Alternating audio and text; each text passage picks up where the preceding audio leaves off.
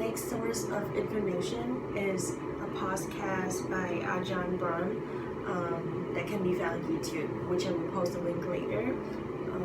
Ajahn Brahm is a British Buddhist monk who is very popular with his podcast that is known to be very appealing to Westerner because he speaks English very well.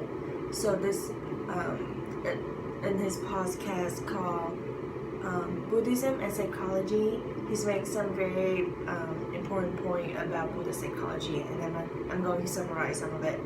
So basically, Buddhism has been the psychology itself in a nutshell, apparently, according to Ajahn Brahm.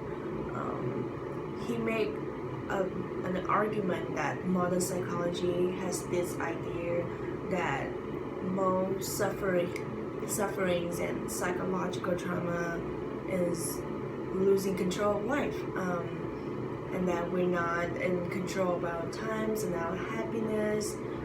For example, when someone dies, we don't want them to die.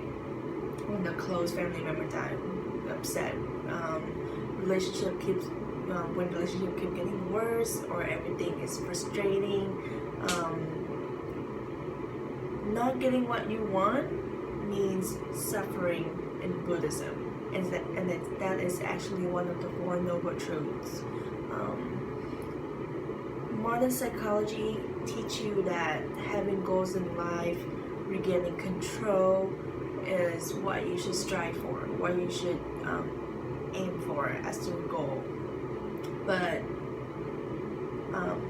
in Buddhist psychology, what happened in Buddhism is that they are trying to control less, not more but less, because we have this apparently, according to modern psychology, we have this idea that like if we take control of our life, then everything will be fine, then we'll be happy ever after, for example.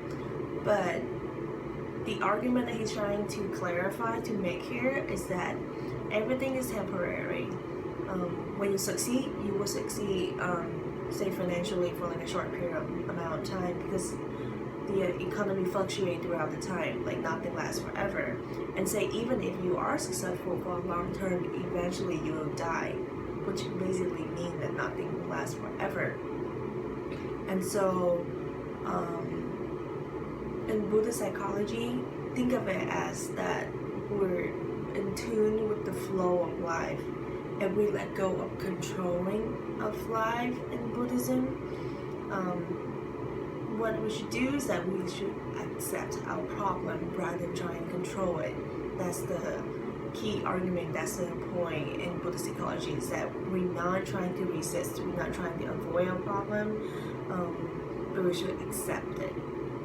So say someone has depression, Buddhist psychology would make the argument that they should accept that, they should enjoy the depression rather than like trying to take pills, trying to push away the depression.